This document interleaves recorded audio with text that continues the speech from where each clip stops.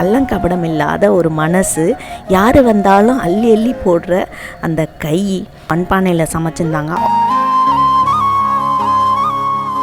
சாய்க்கு ரொம்ப பிடிக்கும் ரேபிட்டு. பாவங்க அதுக்கு காலில் அடிபட்டு கேமராவை எப்படி பார்க்குது, நீ பார்க்குது.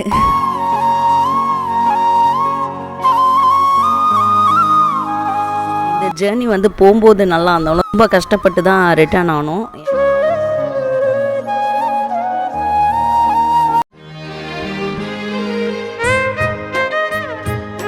ஹாய், விழுப்புரம் டிஸ்ட்ரிக்ட் மரக்காணம் பக்கத்தில் இருக்கிற முன்னூர் கிராமத்துக்கு தான் போக போகிறோம். ட்ரெயின், பஸ்ஸு, ஆட்டோ, நடந்து போகிறது, இந்த மாதிரி பல விதமாக இந்த பயணம் இருந்தது. எங்களோட நீங்களும் பயணம் சேர்ந்து இந்த ட்ரிப்பை நல்லா என்ஜாய் பண்ணுங்கள். போகலாமா?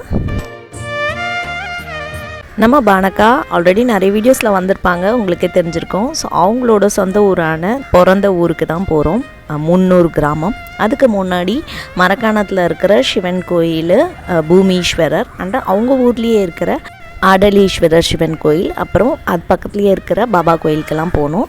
அந்த விலாக்லாம் தனித்தனியாக நான் உங்களுக்கு அப்லோட் பண்ணேன். இது சும்மா ஜாலியாக அந்த கிராமத்தில் சுற்றி காமிச்சிருக்கேன். நல்லா பார்த்து என்ஜாய் பண்ணுங்கள். வெளியே கிளம்புறோன்னா நம்ம வீட்டு டென்ஷன், ஆஃபீஸ் டென்ஷன், அந்த மாதிரி எதனா டென்ஷன் இருந்தால் அதெல்லாம் மறந்துட்டு நம்ம எதுக்காக போகிறோமோ அதை வந்து நல்லா ஃபுல் மைண்ட் கான்சன்ட்ரேட் பண்ணி பண்ணோன்னா நல்லா அந்த இடத்துக்கும் என்ஜாய் பண்ணலாம்.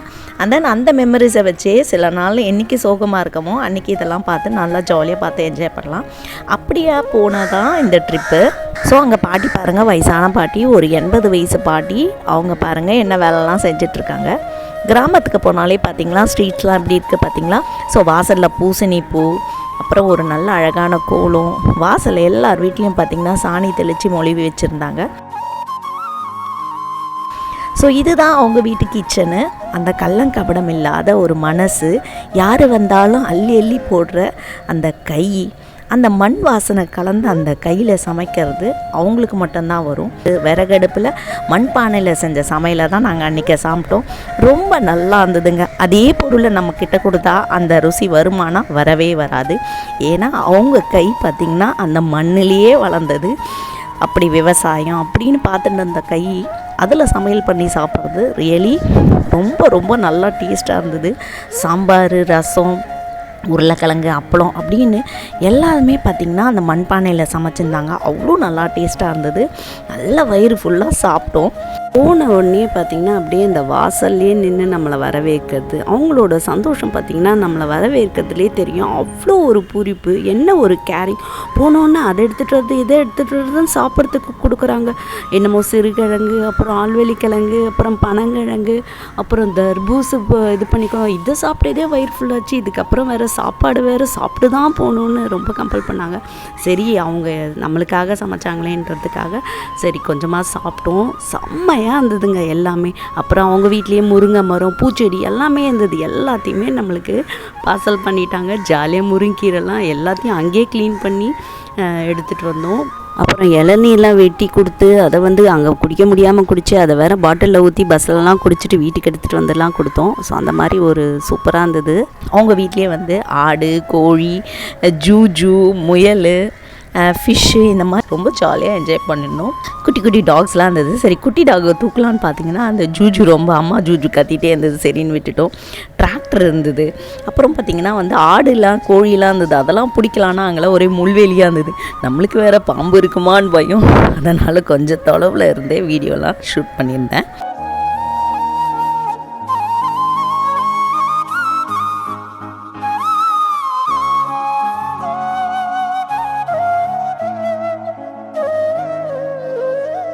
அங்கே பார்த்தீங்கன்னா ரேபிட் இருந்தது.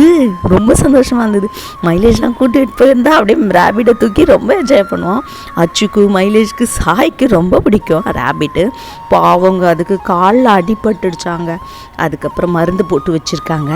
ஃபிஷ் டேங்க் இருந்தது. பெட்ஸ் எல்லாம் பார்க்கும்போது ரொம்ப ஜாலியாக இருந்தது. என்ன குட்டீஸ் எல்லாம் கூப்பிட்டு போயிருந்தா இன்னும் நல்லா ஜாலியாக என்ஜாய் பண்ணியிருக்கலான்னு இருந்தது. அந்த ராபிட் பாவமாக பார்த்துட்டு இருந்ததுங்க. அதுக்கு கால் எதுவானதுன்னு நான் பார்த்துட்டு கேட்டேன், என்னாச்சு?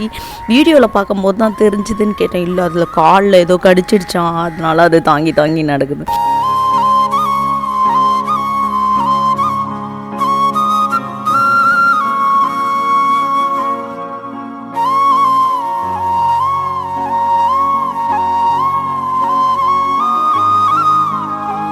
அந்த கோட்டு பாருங்களேன், அந்த ஆடு அப்படியே கேமராவை எப்படி பார்க்குது, பார்க்குது. அப்புறம் இன்னொரு ஆடு பாருங்களேன், இப்படி வளைஞ்சி வளைஞ்சி என்னை பார்க்குது. ரொம்ப க்யூட்டாக இருந்தது. குட்டி ஆடு ஒன்று இருந்தது, அதை தூக்கலான்னு பார்த்தா அது முள்ளுக்குள்ளே இருந்தது, அதனால் போல்.